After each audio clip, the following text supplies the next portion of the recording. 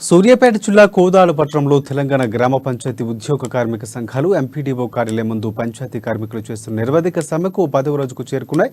ఈ సమ్మెకు BJP convener Kanagala Narayana సంఘీభావాన్ని ప్రకటించారు. సూర్యోదయం మొదలుకొని గ్రామ పంచాయతీ కార్మికులతోనే మన జీవితం మొదలవుతుందని, వారు తమ ప్రాణాలు సైతం తెగించి గ్రామాల పరిశుభ్రతకు పాటుపడతారని, తుఫాన్ సమయంలో రోగాలు వ్యాప్తి చెందిన సమయంలో మరీ ముఖ్యంగా కరోనా లాంటి విపత్కర పరిస్థితుల్లో వారి సేవలు మరువలేనివన్నారు. కార్మికుల శ్రమకు తగిన వేతనాన్ని రాష్ట్ర ప్రభుత్వం ఇవ్వాలని డిమాండ్ చేశారు. 10 రోజులుగా కార్మికులు నిరవధిక దీక్ష చేస్తూ ఉంటే ప్రభుత్వం పట్టించుకోకపోవడం దురదృష్టకరమంటూ ఆవేదన వ్యక్తం చేశారు.